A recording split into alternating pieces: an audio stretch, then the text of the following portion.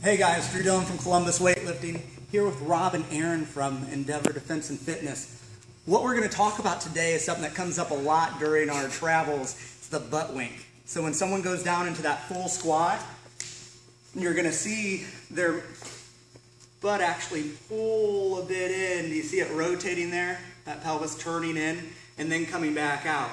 So a lot of questions. Is that bad? Is that putting them in a bad position? Too much of a ButtWink is definitely a bad thing.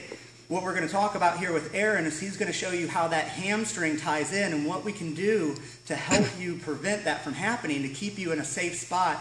So when you're setting up to the bar, when you're receiving a weight, or when you're doing your vital strength movements like the back squat, to keep you safe in those positions. So let's go ahead and switch over to that. As he mentioned, right, as we get into the bottom of that squat, I'll steal that from you. As we get into the bottom of that squat, you'll see his hips turn under. So if you'll go ahead and turn around again and start squatting. One of the things that ties into that is hamstring flexibility. So pause right here.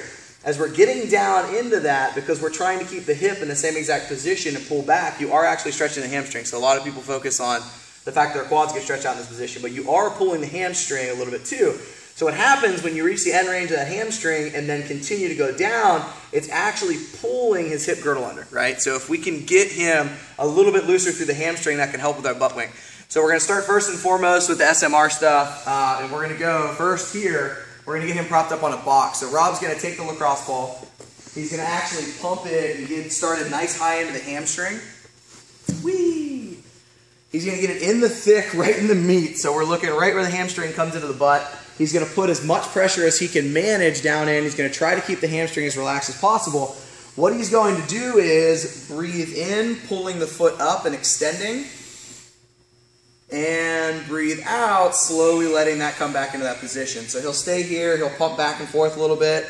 Breathing in as he extends. Breathing out as he comes back in. And as he continues to do this, we're going to remind you guys of a couple of different things. Anytime you're doing the soft tissue stuff, stretching, rolling, anything, lacrosse balls, rumble rollers, anything in there, you need to focus on relaxing the muscle as much as possible. So I don't want to fight against it and tighten up, tighten up, tighten up. I want to relax and I want to focus on my breathing. Okay, so if you'll notice, you can actually audibly hear Rob breathing. Okay, he's focusing, big breath in, big breath out. What he can start to do now is, after he works real high into the hamstring, he can move it down a little bit lower. So he can move it into the middle of the hamstring, a little bit thicker into the meat of it. Same exact thing. He puts a little bit of weight forward, chest rolls in. If he wants to or can manage while still relaxing, while still being able to breathe, he can apply a little bit of additional pressure with his hands. So again, he's breathing in nice and deep as he extends. He's breathing out nice and deep and slow as he brings that foot back in. And you can see the awesome kind of pain face semblance in his eyes. It's kind of fantastic and awesome at the same exact time. So we'll give him a couple more pumps, and once again, he can take this all the way down to real low hamstring that's just below that knee. Around this side, you'll be able to see, because that hamstring comes towards the inside.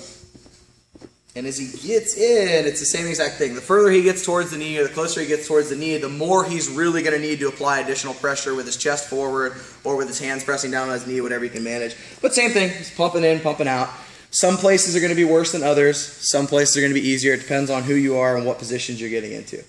So if he takes a lacrosse ball off, if he stands up, okay, you may not see a huge drastic right out of the gate, depending on how tight his hamstrings are, but actually if you rotate around, because we're working on your left one, he's going to go down. He's going to try to maintain that hip position. He's going to draw back. He's going to hold it, fight it, fight it, fight it, fight it. And not too bad. So he still pulls down a little bit. But again, really good way to loosen up that hamstring and to feel that position as you're getting in there nice and tight. As far as stretching goes, if you'll pop up, I'll take that from you. Lay on your back for me. A lot of people just do kind of hamstring style stretches here. But the problem is I'm using my hamstrings and my legs to stabilize. So I don't necessarily want to do these upright as much as get myself laying on my back and kind of loosen things up. The other thing a lot of people don't realize is there's two different positions to pull and stretch your hamstring in that are going to focus on two different spots.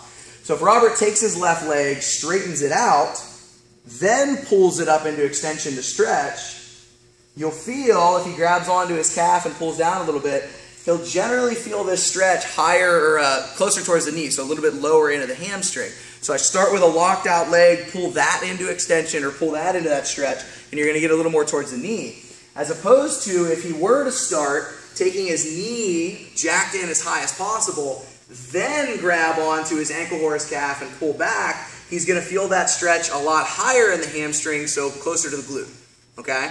You're going to need to work both of those. You're going to need to hit both of them, but also keep in mind which one you want. See how awesomely bent he still is trying to get into full extension? This is me pulling that hamstring into that spot and then trying to stretch it out from here. So work both of these positions, lay back, relax, breathe. I can do my contract relax where I pull against my hand for 5 or 10 seconds and then relax for 5 or 10 seconds.